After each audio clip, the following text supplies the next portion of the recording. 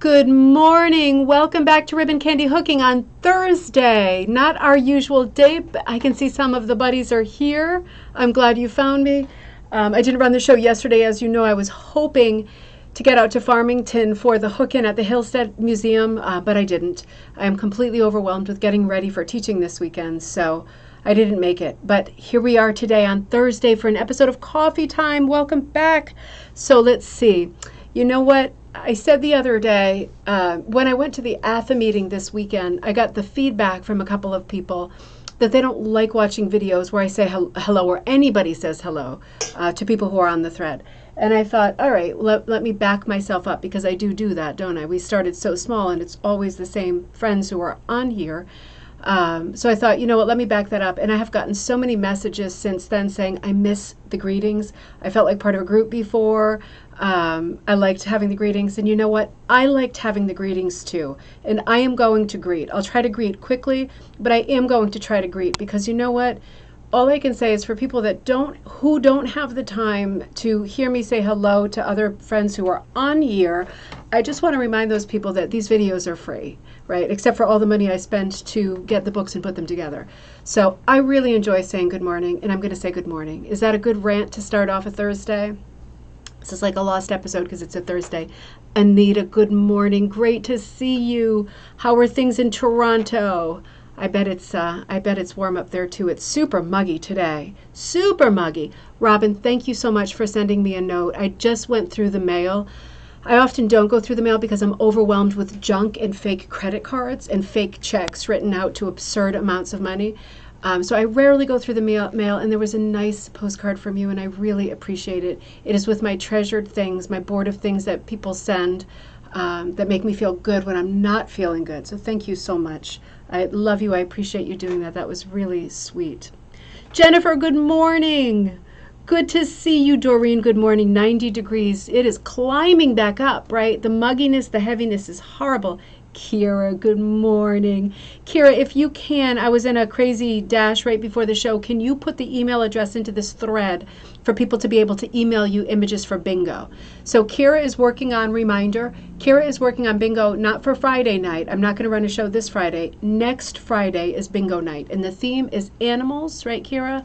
And Kira has a permanent address set up so that when there is a bingo night coming on or you want to submit an image for, we will get back to trivia nights too, write to Kira at this address because Kira puts together all of our games. Thank you eternally to Kira for that.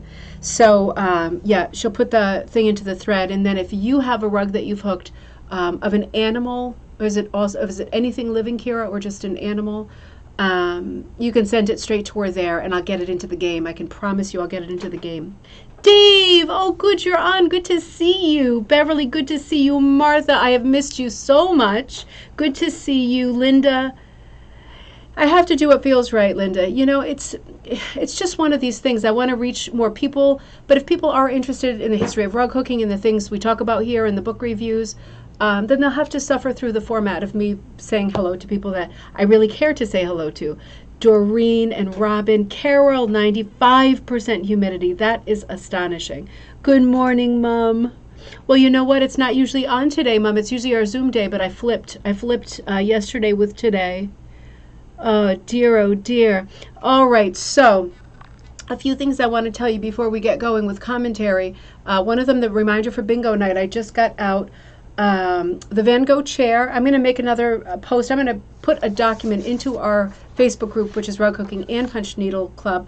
I know some of you are already working on the Van Gogh chair challenge. This is Barbara's idea. Barbara in Canada came up with this idea during the Van Gogh class. And I've already seen on Facebook Colleen working on a really beautiful composition. Jeanette working on a really pretty composition. I've got my 4 seasons in my head, not on anything else but in my head lately so far. But I know some people are already working on it, and I'm so glad. We'll get the Van Gogh chairs together for those of you who want to participate. You work a chair in any way that you want, any way that you want. And we're putting it together for funsies, but also I would love to get the physical rugs to put them into a physical exhibit. I'm going to find a place around here. It's going to depend on how many rugs I'm being sent. And then my larger hope is that after I show them here in person, knowing not everybody can get to them, my hope then would be to pass the whole collection of rugs on to another person in another part of the country who can find a local library or gallery or coffee shop or somewhere that has a little exhibit space that we can move them there, and the next set of people regionally and geographically could visit them there. I think it'd be great to have the things moving our little Van Gogh exhibit while the big Van Gogh exhibit is on the move. I think that would be a lot of fun. Jill, you're working on yours too. That's great. Oh, I'm so happy to hear that. I think as I post and as people post on the Facebook group, we'll see more and more of them. I will put together a blog, probably realistically next week, talking about this challenge and showing images so far that people have posted of their design process, their sketches, or whatever they've done so far, so that people who are not on Facebook can keep an eye on just the regular internet, ribboncandyhooking.com, to see what's going on with the Van Gogh chair challenge. Zamina, good to see you. Hola in Chile, good to see you. No problem. No problem. Very happy to have you here. Doreen, how big, you know, Doreen, the chair rug can be any size at all. So it is up to you. If you want to make a monster, I will love that. But you could also make a tiny little chair in Russian punch needle. So it's up to you. Whatever feels right to you, whatever you have the energy and the inspiration for, you should absolutely do that. And when we get closer to finishing, I will put out like a little form, sort of maybe question and answer format, so that I can get information about the rug from each person, things that they want to tell, so that I can put like a plaque with each rug that says, for example, this was inspired by, or the reason the person did this is this. Something interesting that you would like yourself to find in a museum, that when you're looking at a piece gives you insight into what the piece is actually about. So that is all to come, and you have that is like the end of September, I think Barbara said, for the deadline of that. This can be a moving target, of course. We don't have to be super strict. I want more people to get involved if you would like to get involved, and I do not want it to be a pressure thing by any means. Enough pressure in life without this kind of silliness, right? Tripping you up.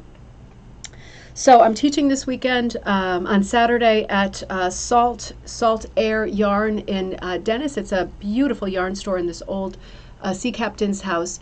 And I'm teaching hooking and punching with yarn, and everybody's getting 2 kits. A small version of the Zentangle Turtles that I did to learn how to punch, and then the other design I think I showed you. This is just a corner of it. It's the Devil's Purse design, a real geometric with the seaweed thing called the Devil's Purse. People are getting that as a rug hooking design on linen. So I'll be giving one linen hooking design. It comes with the hook and the punch and all of the materials, and then one punch needle on monk's cloth. So 2 different backings. I think this is going to be a great class format, and I'm doing another one in August. I'm doing one in Madison, Connecticut, and there should be one coming up in Vermont, which I don't have the date for yet. So this is a good format, I think, for people who, number 1, are beginners, or number 2, are either hookers or punchers and would like to try the other, using supplies. And this will be the answer to finding a class that's not too expensive, that you get all your supplies and you're just ready to go. So I'm really looking forward to it. It's a real push, as you can imagine. And the girl at Salt Yarn asked me yesterday, I think, or the day before, to bring some extra kits to sell, because she sells yarn, and the whole point is for people who are interested in hooking but don't hook with yarn. How do I hook with yarn? So it serves a yarn store's purpose too, to be teaching a class like this in their space, because people might later say, well, like I have so many times, let me buy some nice skeins of, for example, sock yarn, and I hook with sock yarn and sometimes punch with it doubled, quadrupled up, and get some great traction that way, and I love the look of it. So it makes a lot of sense for a yarn store to host this kind of event. I forget where I was going with that. Oh, she asked me, because she doesn't do kits for punch needle or rug hooking, she said if you could bring a couple of extra kits, different designs, that'd be great. And I thought, whew, 11th hour, let me see what I can do. My temples started throbbing and my eyes started twitching. But I got a couple designs out, because you know who came. Oh, hey, Janice. Hey, Teresa. You know who came to the rescue? Jocelyn to the rescue. My little 7-year-old girl. It's like I'm living, talk about Grandma Moses and Maud Lewis. It's the opposite. I'm living with this like child ingenue folk artist. I mean, she is just like a mystery. Where did she come from, this child? I just cut her hair into a little bob the other day. She had me cut it quite short. She looks like a little 1920s flapper now. But she was working on a couple designs, and a couple of the designs she did, I just couldn't believe. I couldn't believe. I am so busy right now, but I just ground to a halt to do the examples of these two designs that she gave me. She gave me this one that she did in bed at, like, 12:30 at night, which in itself is not normal, is it? Hey, Debbie, the fox, right? So I thought, you know what? There's something about this fox that I just love it. I don't like cutesy stuff, and I'm not a big fan of cartoony stuff, but honestly, 2-3 hours later, because this is small, this is like 7 by 7, this guy came out. This guy popped out. And yeah, I mean, I love the color choices. She's a bit of a control freak with the color choices too, but she allowed me to put some of my own colors in here. Bit of a cubist fox exercise here. Very, very small. Part of the wool is my sort of robin's egg color that I dye. That's a regular color. This is the one that I dyed in the Christmas class, the figgy pudding or whatever. And then I use some of the other, these are all colors that I dye. So I weaseled them all in. Very, very simple, honestly, 2-3 hours. So that was her fox. And even better, I thought, was her swans. I mean, I guess they're swans. I took out her she's into stacking things like stacking crabs. I don't know where this comes from. It's probably from another lifetime. She's into stacking crabs. So I eliminated that as a motif because it didn't have a lot to do. I think these might be stacked frogs. I kept this character and this character, and I thought, is this like the most 1930s Erte looking swan I have ever seen? So I hooked that too. And again, 2-3 hours later, here it comes. And I hooked it with that background fabric is the fabric that one of the fabrics that I did, the ombre one, for the upcoming dyeing class, the Summer of Love class. That is that ombre sort of rainbow top to bottom, dark to light in the background. And then, I put in the mother goose with the little duckling, and I really killed myself to find, this is cranberry. You probably can't tell, but that's like true cranberry with a neon border. So these two are coming out as kits this weekend for the people who are taking the class with me in Cape Cod. And I will also put them on the website if you are interested. I can make them because these are all things that I dye myself. But these are the two small designs. They're just under 7 by 7. But this is going to be part of a collection, mug rug collection. So Dawn asked for mug rugs. We have our coffee time rug, but I thought we could do some more mug rugs, right? We could bear to do some more mug rugs. So those are the first 2 mug rug designs, and I took both from Joss because she's just so good. She's so good. I can't draw like her. She has that magical, connection. I guess being so young and being so free. And being so talented, she's like a magical little person. So those are coming out too. They were so fast, Mom. Honestly, each one, if I could have just sat still, I was doing a Cheers marathon. I forgot how good the show Cheers is, right? If I wasn't fooling around getting up and down like a flipping Jack in the Box all the time, they would have been done in 2 hours. Just fast, small little piece, So those are going to come available too. Great use for swatch sets. You know what? They are great for swatch sets too. If you don't like my colors, they're great. I'm going to put out, as you know, Kira, because Kira's working on the website, I'm going to put out a larger collection of mug rugs for people who are number 1, beginners, number 2, walls and floors are filled, number 3, just want some small projects to work on. The kits don't cost a lot. They can just be for fun, something to take away with you for a weekend, just done and over pretty quick and enjoyable in the meantime. Hey, Betsy. She is talented. She's such a good girl too. She's such a good girl. I love to encourage all the things that she does because she is such a nice little person, such a loving little person. I hope it stays that way. I stayed that way, right, Mom? I was all right. Also want to remind you, I forgot to tell you the other day, I put a halt on to get these kits out so I had more kits to bring for teaching this weekend. But I am still working on my ice cream, which is available on Ribbon Candy Hooking. This is out. Diane has dyed the background for it. It is going to look beautiful. In the end, I ended up really liking the black outline. I tried sort of a dark raspberry, and I even tried caramel, which I also like. But the black for me, the sort of cartoony quality of it, I liked the black. And now I'm looking for a brown to put into the cornucopias. So I'm liking this pattern a lot more now that I feel a bit settled on it. And this kit comes with 25 different colors, but 50 swatches, because for each ice cream, I give you a dark and a light, right? This is an outlining color, but a dark and a light. So for every 25 colors I dyed for ice cream colors, you get a dark and a light. So you get 50 colors plus the background fabric, plus the black for outlining, and plus the brown that I'm going to end up picking for the cornucopia. That's going to happen imminently. And good to see you. Good, good, good. So, you know, let's pick up where we left off, and that was with the modernist rugs. I don't want to forget about this subject, because we were talking about the Hechts. We were talking about Zoltan. Is that a sci-fi name or what? It is now, right? It is now, but I'm sure that's a perfectly normal name for where he comes from. And Rosa, husband and wife team that designed rugs that became known as modernist rugs later on. And we have been talking a lot about Ralph Pearson, because I've been referencing this great book by Cynthia Fowler, Hooked Rugs, Encounters in American Modern Art, Craft, and Design. And if you remember when we left off on Tuesday, I was talking about these modernist rugs and how there was a bit of a difference between even using just Ralph Pearson and the Hechts, Rosa and Zoltan Hecht, as examples, their companies.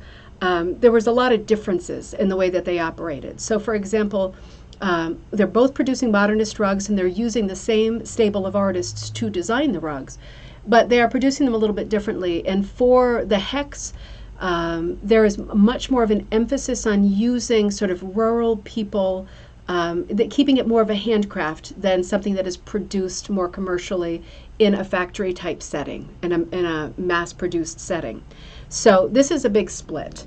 And it's worth noting it. I'm not saying one is better than the other. Of course, I prefer knowing that the Hechts used people who really needed the work, although everybody needed the work in the 1920s and 1930s. So I'm going to first reference this magazine, which I gave you a preview of the other day.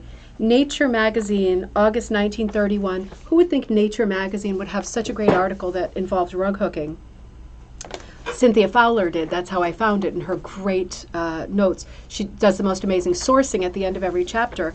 Lots of leads, but a lot of the periodicals that she references are just not available. And I hope they will become available in the future. But yeah, I have permanent searches on eBay. And as more references turn up and as I'm able to acquire more things, I'll share them with you, of course. So the article that really relates to what we're talking about from Nature Magazine is this article called Mining Mountain America, The Story of a Quest for Native Gold by John Garland. Now this is not literal gold. He means gold like talent. So the article is short, right? This is the whole article.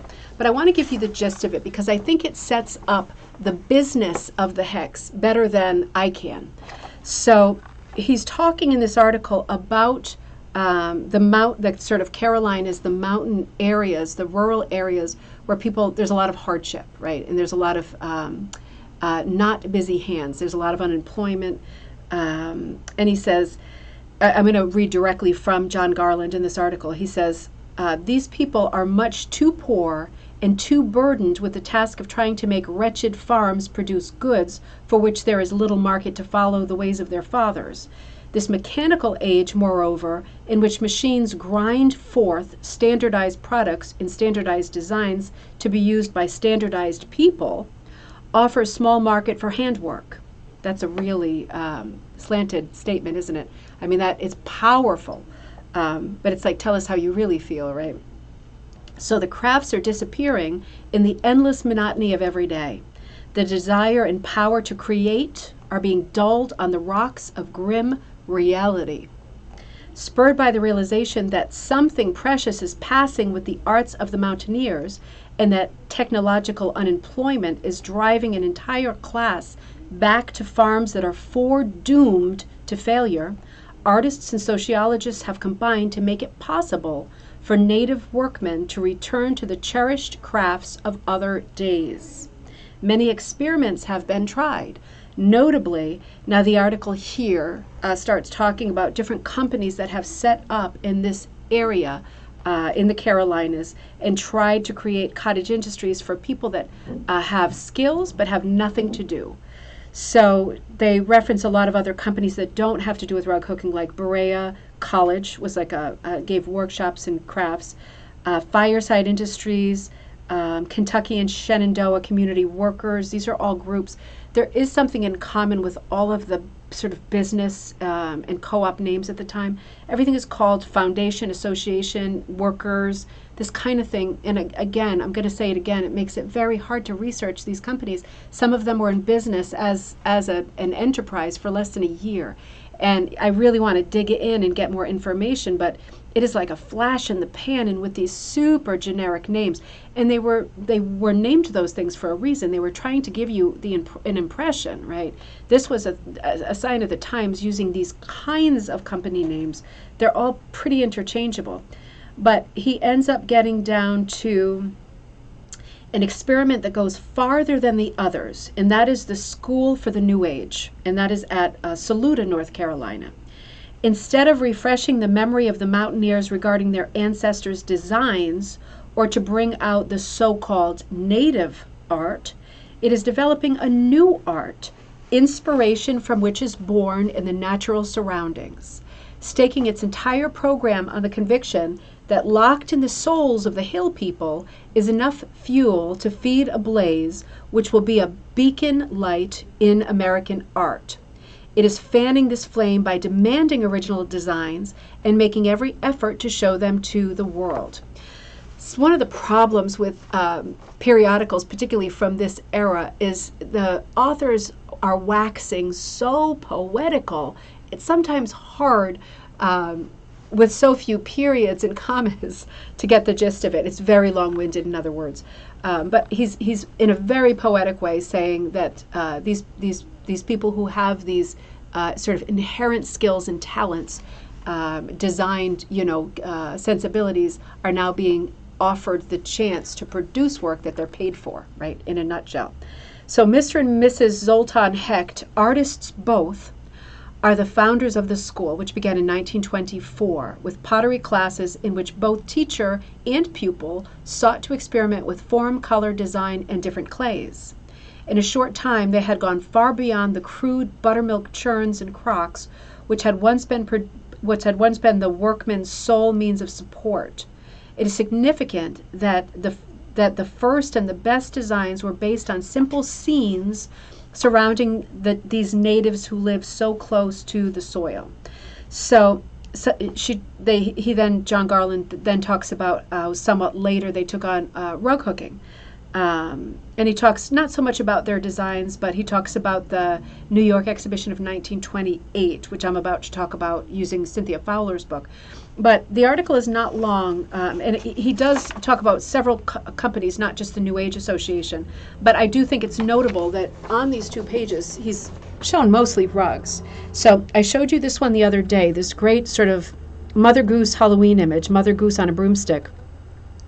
I would love to get a hold of this. I'm in the process of trying to figure out, with these vague sort of general names, how to get a hold of copyright things. I never expect to make money on something like this, but it would make my heart very happy to know that a historic and important design like this, that represents an important moment in time, is currently available for people who want it. That's what my main concern is. And over here, they're showing very simple, a native worker planned this, it says, reminiscent of the work of early settlers. Very simple potted or vase type motif, very simple, very organic, very simple. And then showing some sort of watercolor designs of pottery, and then coming to this beautiful rug, this Varnum pool rug that I used for the thumbnail today of a swan. Now that really is, I hope that's in focus, that really is something. The sort of quiver of bows behind, it looks like, oh, you know what? I don't think it's bows, it's tails, because it's not an eagle, is it? It's a swan. That's a swan. I'm out of focus, but super line driven. I mean, it has a bit of a patriotic look, but I think that's probably because it looks like it has like red, white, and blue overtones, but it doesn't necessarily. It could be, for all we know, mustard and gray, which would be so nice, actually. But yeah, look at the shadow on this thing. It's very, very, very graphic. But look at the shadow and look at the shape. Do you often see a form like this with a bird its sort of chest looking like a gourd. I mean, that looks like a gourd, the chest of the head, or some kind of a wine bottle. But I just think it's so different, so different. So I read this article and tried to pull those things out to you because I'm trying to make the point that I think that the whole Hecht enterprise is important because they really went for this, because they're New Yorkers, right? They're New Yorkers. They went to the Carolinas because they knew that there were people there who needed the work. New England was already filled with cottage industries, and many of them relating to rug making. But they went to the Carolinas because they saw a need for it there, and they saw a place where they could do some nice sort of humanitarian type work, giving employment to people, and also get the job done. So I think that's an interesting angle when we talk about the Hechts. Now, both Zoltan and Rosa Hecht are artists in and of themselves. Their work emerged, their hooked rugs emerged in the 1920s. Like Pearson, this husband and wife team, I'm reading Cynthia's work now, produced hooked rugs designed by modern artists and designers based in New York. In the publicity, and of course made in the Carolinas.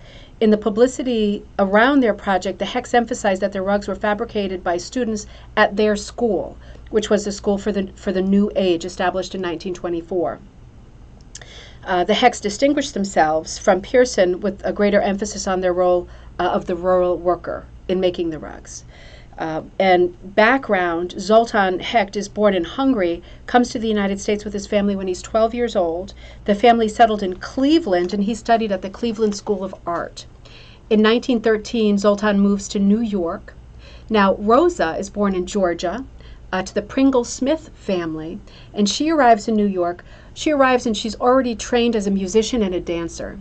But situated to expand her repertoire into the visual arts. By 1918, the couple had married, and both husband and wife exhibited their work at the Society of Independent Artists, another tough one to research, 1919. In 1928, right, so a decade later, the Hechts were gaining recognition for their rugs. So this is the timeline for them. They are obviously sort of jack of all trade, talented, like all of the other artists that we're talking about from this period. Blanche Lazelle in Provincetown, Marguerite Zorak in Maine, all of these fine artists who cross over into different mediums. This really is the thing of the time, isn't it?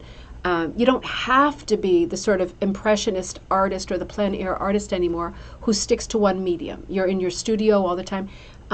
These people at this moment in time are very interested in experimenting with lots of different mediums, and luckily rug making is one of them. So modernist hooked rugs were not the, I'm going to skip that part because we talked about Anna Phillips before. In November 1928, the Hechts received publicity for their rugs, so this is the year that they received publicity, at their first exhibition, which was the American Designers Gallery. So the American Designers Gallery, which existed for about a year, in their first exhibition. Now, the American Designers Gallery was put together by a bunch of people who were already involved in rug making. So these were a lot of the artists and designers who crossed over with Ralph Pearson. It was this group that made this company called, this gallery called the American Designers Gallery. And it was sort of also one of the big players centered around Olanka Karaz, which is a big artist at that time, and she becomes a big player in the rug part of the business too. This is another hard thing to research, being a very short-lived organization. And it's hard because so many of the designers cross over to both companies, Pearson's company and the Hecht's company. It makes it very hard. Now, the exhibit happened in New York at the American Designers Gallery, and it was scheduled to travel to 10 different cities, and in every city for the rugs to be displayed at a department store. So again, here's the crossover with museums and department stores that are promoting the modernist look. Everything is running parallel at this point.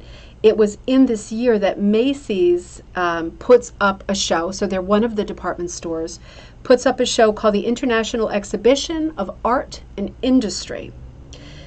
Everything has these industrial names right now, right? It's just the time. It's not very descriptive or romantic. So the International Exposition of Art and Industry.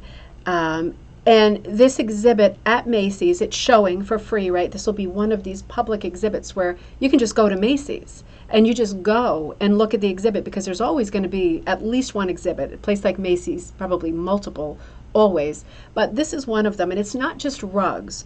It's all kinds of modernist art in industry. So things that are being made, right? So rugs are part of it, and unfortunately, the way that Macy's bills this event is to not mention the rugs. They exist. There are rugs there. The Hecks have at least, I think it was, 5 rugs. Let's see. No, 4 rugs in this exhibit. In the part of the exhibit that was called Penthouse Studio Showroom, right? So showing kind of like it reminds me of like Remington Steele or the show Moonlighting, showing like things that you would find in your penthouse, Manhattan skyline apartment. And these 4 Hecht rugs were in that exhibit, but again, not mentioned, so it didn't do a ton for the Hecht's business. So it is unknown which of the rugs were in the exhibit. That's unfortunate too, until somebody posts on eBay a brochure from the exhibit. And what else do I want to say from this? That's about it. Oh, it just says, Cynthia mentions that at least one of Rosa's rugs was in this exhibit, and that Rosa's designs in general were characterized by fluid lines. The subject, abstracts, subject unclear, abstracts, enlivened energy of nature, fluid lines. And if you can picture the other rugs that we've been talking about, they're very strongly geometric rugs, right? So when we look at the work of, for example, artists who also designed, like Rosa and Zoltan Hecht, this is Zoltan Hecht's design, right? That's her husband's design. No fluid lines there, right? That has a very sort of Navajo Native American vibe to it. Hey, Lisa. No, Lisa, there are not known pictures of these exhibits. So I have all kinds of searches in on eBay, and I live in hope that someday somebody will put up a brochure. It was probably like a folding pamphlet. But no, there's not. Everything that was to be found, Cynthia has put into this book. So this book is like the bridge to these few exhibits that we know of that featured these modernist rugs. But no, there's nothing more comprehensive, and there's no supporting material. A bunch of, again, her sourcing is amazing at the end of each chapter. Tons and tons of notes, and I've gone through most of them, trying to put searches in for specific periodicals that she mentions that are from the 20s and 30s, and they're just also not on the internet. So this is why we need to continue to pool our researchers. You are great at this, Lisa. You've just sent me all that beautiful stuff in the mail that I can use. Pooling our resources and trying to find connections to these exhibits, because it's crazy that somebody like Cynthia, who has done this much work on this decade of rug hooking, it's more than that, but essentially, there is nothing else out there for her to lock into, and she knows the exhibit exists, but she doesn't know specifically what rugs were in it. That's a bit of a crying shame, for us in retrospect, but that's just the way life is, isn't it? Nobody knew that these rugs were going to be that we would be talking about them now with such interest and passion, right? Nobody knew. They were just rugs. So in contrast, this is one of Rosa's rugs. So yeah, we are talking way more fluid lines. This looks way more like British design to me. When I think about very abstract, and I don't want to sound highbrow, but when I think about this period of art in America, particularly New York, it is very architectural and geometric. But when I think about the exact same period in the UK, I do think about fluid lines and circles and half circles and three-quarter circles and sort of planetary motifs. Very different, much more fluid. So they're working in 2 very different mediums, but obviously they complement each other beautifully, right? And a lot of their rugs are round rugs, so round shapes and round rugs is always going to be a match made in heaven. So yeah, Macy's failed really in their press coverage to mention that there were these rugs in the exhibit. Now, that has nothing to do with the fact that at this point Rosa and Zoltan Hecht's business was kind of failing. They were working out of the Carolinas where they had set up their school, but unfortunately, the Black Mountain College was founded at this exact time. And the Black Mountain College offered tons of classes for craftspeople, artists, lots of workshops that really conflicted and overlapped with the New Age Association. So the Black Mountain College kind of took over. Only so many students interested in this subject, and they got more of the students. So business for the Hecks started to wane, and they ended up closing their school. So that was also a short-lived project. I'm not going to go too long today because I have so much to do to prep for the class tomorrow, Saturday. Oh my God, I just scared myself. But I do want to mention, if you're wondering, we've been talking about the designers almost exclusively. I'm sorry, the makers, right, like Pearson and Hecht. But the designers, how did the designers make out in all this? Because there's so many of them, right? There's so many of them. And there is information on that Cynthia gathered, and it's very different across the board. Highlighted bits and pieces. She says one of the rugs that sold at the Art Center, right? So the Art Center is the gallery that the existing rug designers, not makers, but designers put up in New York City that lasted about just under a year. One of the rugs that sold there sold for $61.25. So this would have been the late 1920s, early 1930s. And the person who designed it received a royalty of $3.06 out of $61.25. However, for example, another artist, Blanche Lazelle, who we talk about a lot, the Provincetown artist, she is a very well-known artist too. I don't know who the first artist was, the designer. It was just from a receipt. But Blanche, from a letter that Blanche Lazelle wrote, she made from a rug that cost $29, she made $15.75. So what that says to me is that there wasn't a sort of arrangement across the board where each person would get X amount, right? It seemed to differ hugely from one person to the next, from artist to artist. I'm assuming that had a sort of relationship to the current popularity and fame of the artist and what their other work was selling for. So that bears further research. And it might be that later on in this book, Cynthia talks more on that subject. There's so much of the book that I haven't looked at yet. Let me show you this rug too. This is a Herman Trunk. I wanted to talk more about Herman Trunk, and I will in the future. He's one of the New Age workers, so he works for the Hechts, for Rosa and Zoltan Hechts. This image was published in Decorative Art Magazine 1929, which is not available at this moment. And this composition is called Ship's Sails. I'm going to show it to you, but I want to tell you oh, good, Felicia, happy to have you there. You know, so much of this modernist rugs and modern art in general that we look at, really, it's not all abstract, right? It's using shapes that your eye will recognize, sometimes by hammering a circle peg into a square peg into a circle hole. Your eye doesn't immediately recognize the thing as shapes, but there's a lot of play with 1930s era of art and design because they're showing you shapes that they want you to first regard as a complete abstract, but then you can clearly see that these are sailboats. So sailing ships makes a lot of sense. This is part of the humor, part of the style of this age. It is a little bit hoity-toity, right? Sailing ships, here it is, and it looks like a bunch of trapezoids. But then you look again, and it is actually sailing ships. And you come to appreciate something like this. This is a large floor design because, of course, no matter what way you approach it, you're going to get the ships right side up, right, more or less. So it goes top to bottom. But, you know, this is the kind of design that was super successful. This design for Herman Trunk combines fluid lines and geometry and the architecture that Ralph Pearson liked to advertise so much, architectural rugs. So we will return to this book in the future. Today is Thursday, and again, I won't be running a show tomorrow. It's important for me to get near Cape Cod because of the backed up traffic, crazy summer situation. I don't want to be late for my own class. I'm like already having nightmares about that. So I'm staying closer, and when that happens, I'd never know what the internet situation is. So we'll return to this. I might take a break from the modernist rugs because I want time to read this book more and in more detail. But certainly, I know a lot of you have ordered this book already. Certainly, Cynthia has done a truly noble job of showing what we now refer to as modernist rugs that are so different. We've seen this one, I think, the Marguerite, I'm not sure we saw this Marguerite Zorak cartoon sketch for Coral Sea hooked rug. So, okay, so this actually is the hooked rug. This, I don't think we have seen this actually. This is a Marguerite Zorak.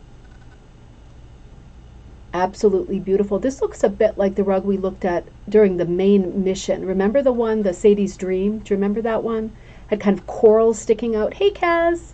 Oh, thank you. You know, just these very fluid, very natural compositions that real push to combine geometry and patterning, right? That really is the mark of this period. You put a birch tree sticking out of the water, and you just load the patterning on. That really is the look. And this one down here, Flying Carpet, is in the Modern Museum of Art. Stuart Davis designed 1942 Flying Carpet. So here's another very modernist one. We haven't gotten to this name yet, but we will in the future. Just gorgeous images, right? Gorgeous images. And you know, you do see these rugs now, don't you? You see them when you open the internet, people selling them on all kinds of websites. And it's so easy if you're looking, for example, at Facebook Marketplace. When you see a rug that looks like the ones I just showed you, it's so easy to think it was made by Wayfair or something like that. You have to be careful in the way that you look at it, because these rugs cross over so much with what's popular now. It'd be so easy to let one slip by, right? There could be a Herman Trunk rug or a Zoltan Hecht rug or any of the artists that we've mentioned flying by on Facebook, and nobody knows it because it's not marked, right? It was probably not made by a single person. It was definitely not. And you know, it could easily fly by as like another Wayfair rug. So it's so good if you have time to keep your radar up, to keep looking places that sell rugs, whether they be in person antique centers or Facebook Marketplace near you. Always ask the seller to send you a picture of the back of the rug, because there you will find your clues, right? If it has a mesh back, it's probably currently reproduced, like a kind of burlap, not burlap, but a sort of woven back, probably not something done by hand. These rugs should still, you should be able to see the work when you flip them over. Always worth asking somebody to see the back of a rug, because something like this you could easily flip by, and my God, it might be the lost rug. You know, it might be one of the hundreds of lost rugs, I'm sure, that even Cynthia couldn't find, because they're just not recognized for what they are. And it would be nice to put more pieces of the puzzle together. So have a great weekend. I love this style too, Carol. I didn't think I would ever like modernist anything, but the more, like anything else, the more you educate yourself with something, the more interesting I think it becomes. And the more I look at these, what I used to think were like just lines and diagonals, right? They become so interesting, you know, they really do. And then you add that layer of color, like the color choices, and it really becomes a moment in time. You think, oh, I'm not looking at the 2020s, I'm looking at the 1920s. And that's exciting because they're so interchangeable, right? The pendulum swung and we're back in this place of modernist rugs. So keep your eyes open. We're going to find some of these rugs out there. We're going to find them, and we're going to send them, not the rugs, the images, to Cynthia, and she's going to know who they are. I can guarantee it's going to happen, hopefully sooner rather than later. So anyway, look out for that Van Gogh chair. If you're going to do that challenge with us, I'm going to put Jossie's 2 new images, the 2 little mug rugs, up on Ribbon Candy Hooking. It's not too late to sign up for the class. If you're headed to Cape Cod, I think there's like 2 spots left. And send Kira a message if you have animal images, any living thing images, to submit for bingo night next week. So I will see you on Monday for coffee time. Until then, have a great weekend.